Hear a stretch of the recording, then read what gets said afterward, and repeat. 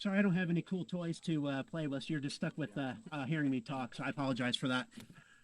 Good morning, National Park staff and volunteers, members of the Guilford Battleground Company, President Ed Deaton, North Carolina Society of the Cincinnati, President George Lennon, and all of our honored guests and our park visitors today. Thank you for joining us for this exciting day here at Guilford Courthouse. Superintendent Aaron sends his regrets for not being able to join us here for this exciting event. After being quiet for a few years, y'all just heard the cannon roar again here at Guilford Courthouse. It's quite a sound, isn't it? Probably scared the poor hippos over there pretty good.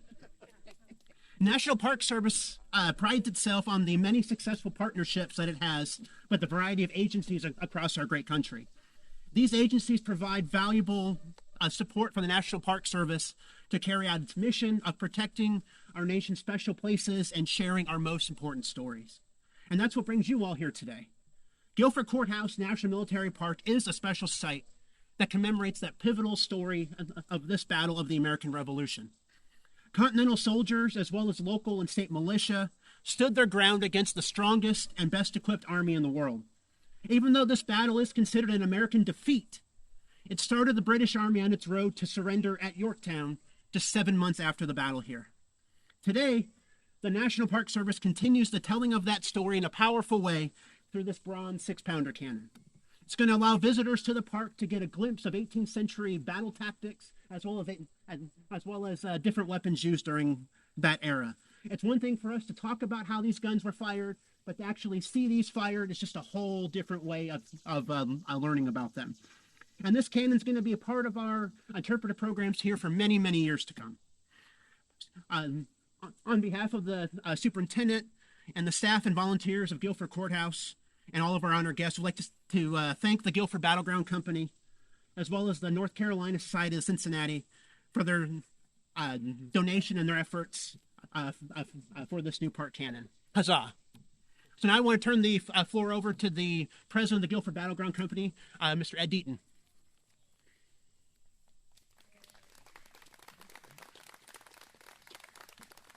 Thank you, Jason. Good morning. Good morning. I was told I had 2 hours to cover the history of the battle. Is that okay? No, I'd like to welcome you all here and extend my thanks to the National Park Service, particularly to a superintendent who's not here, James Hill, who helped put all this together and coordinate it, the Society of Cincinnati, the North Carolina Society, whose idea this was. We wouldn't be standing here today with this cannon without them. I was sitting in my house one day with nothing particular to do. I got a phone call, and they said, "We'd like to buy you a cannon."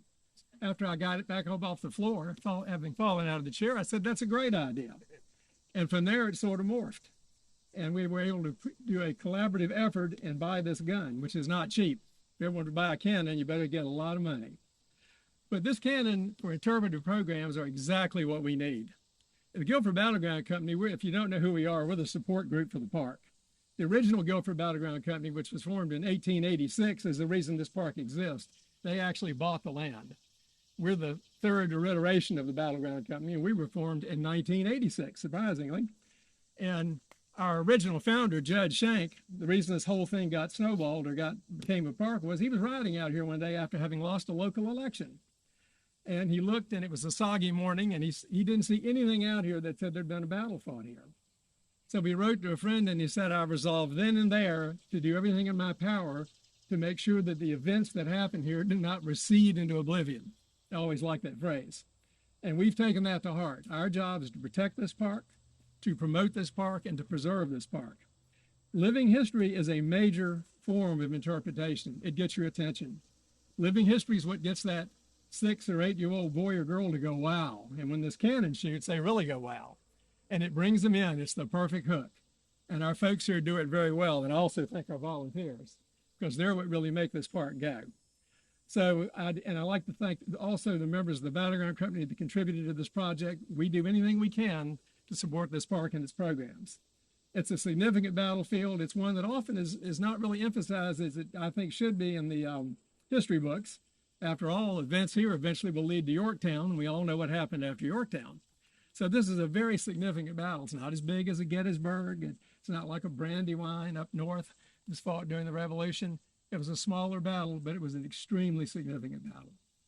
So I'd like to thank you all for coming today, to tell you that we're delighted to have this cannon. And Jason's right, for many, many years, we'll be able to enjoy this and hopefully entice a lot of kids and adults to be interested in history. Thank you.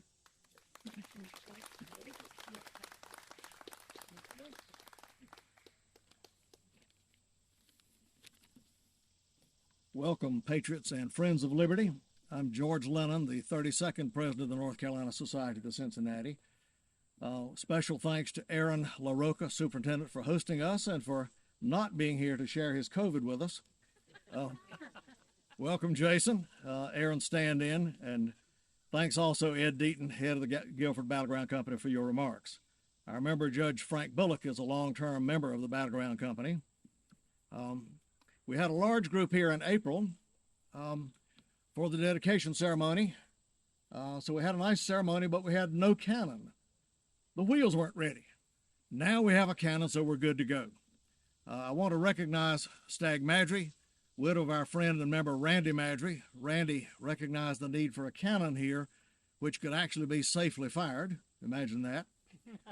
He advanced a proposal that we support this project. Chuck Neely, our Grants Committee chair, actively followed up on that. His persistence was a major factor in moving this project. Today, we see the result of their good work. And it's only fitting that we're gathered near the birthday of General Greene, who was an original member of the Society of Cincinnati. For those of you who may not know, the Society is named for Cincinnatus, the Roman general who won the war, then turned down the opportunity to become Emperor of Rome, and instead returned to his home and farm. In 1783, Washington's officers met up on the Hudson River at the Verplanck House. The Revolutionary War had been won. They formed a society of the officers in the Continental Line and named it the Cincinnati in recognition of the fact that George Washington had led the victory, but like Cincinnatus, turned down opportunities for higher office and instead returned to Mount Vernon, emulating the classical model of Cincinnatus.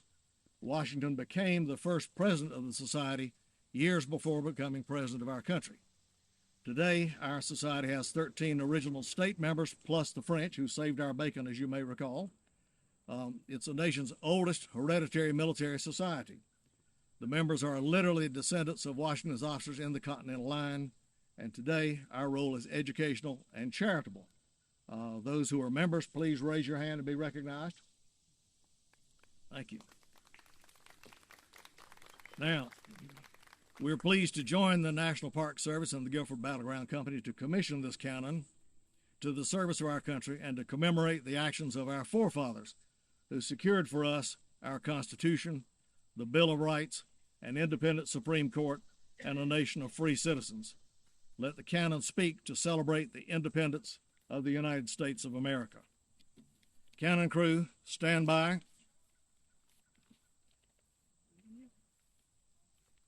Cannon commander, fire, when ready. Very good, sir. Man to peace!